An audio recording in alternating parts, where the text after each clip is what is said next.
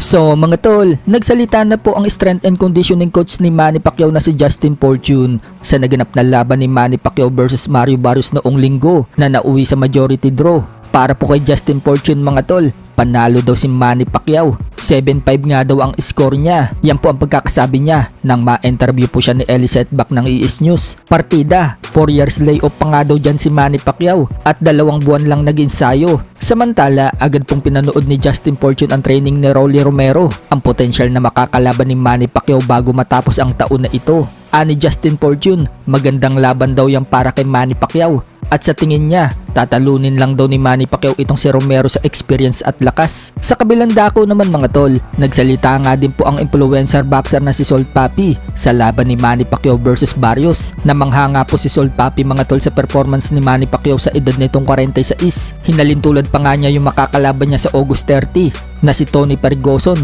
isang MMA legend na matanda na rin na may edad ng 41.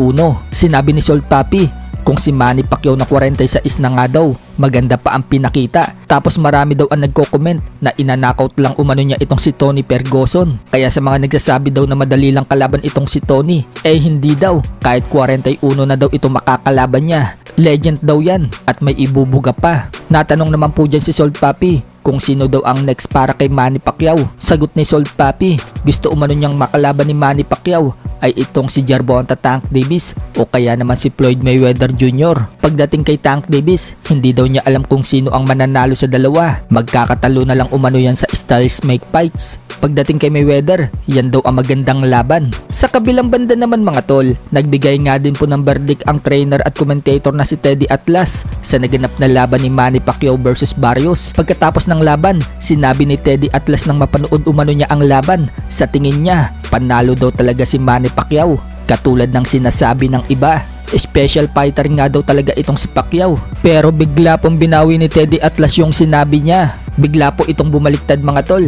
Pinanood daw kasi niya muli ang laban ni Pacquiao at Barrios at nakita daw niya na very close fight at sobrang dami daw ng close round. Kaya ngayon mga tol, sinabi niyang wala daw siyang problema sa resulta na draw, na pagtanto umano niya na walang dayaan na nangyari. So anong masasabi niyo dito kay Teddy Atlas? Pabago-bago na opinyon. Sa iba pang balita mga tol, dating tinalo ni Manny Pacquiao na si legend Shane Mosley.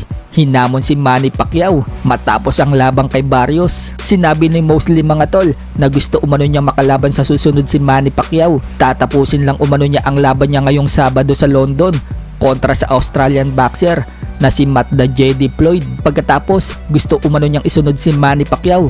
At kung sino daw ang mananalo ay siya daw ang lalabang kay Floyd Mayweather Jr. Gusto daw niyang ipakita sa mundo na nandiyan pa daw siya. 100% nga daw na love niya ang boxing. Hindi daw siyang kayang pigilan kung yan daw ang gusto niya. Siya daw ang magpapasya kung ayaw niya ng lumaban. Dagdag pa ni Mosley mga tol, hindi pa daw siya old grandpa. Still available daw siya at ready lumaban. 46 na din daw si Pacquiao at sa labang kay Barrios na nauwi sa draw, marami ang nagsasabi daw na panalo si Pacquiao. Pinatunayan lang umano ni Pacquiao na age just a number. Kaya wika ni Mosley, gusto din daw niya patunayan sa lahat na may ibubuga pa siya. So sa ngayon mga tol, may edad na nga pong 53 itong si Mosley. At matatandaan mga tol, noong kasagsagan ng training ni Manny Pacquiao sa paghahanda niya kay Barrios, binisita pa ni Mosley si Manny Pacquiao at sumabay pa ito kay Manny Pacquiao sa takbuhan. At nag-join din ito sa shadow boxing. Pero para sa atin mga tol, mukhang malabong patulan ni Manny Pacquiao itong si Mosley. Si Mayweather lang ang gustong kalabanin ni Manny Pacquiao.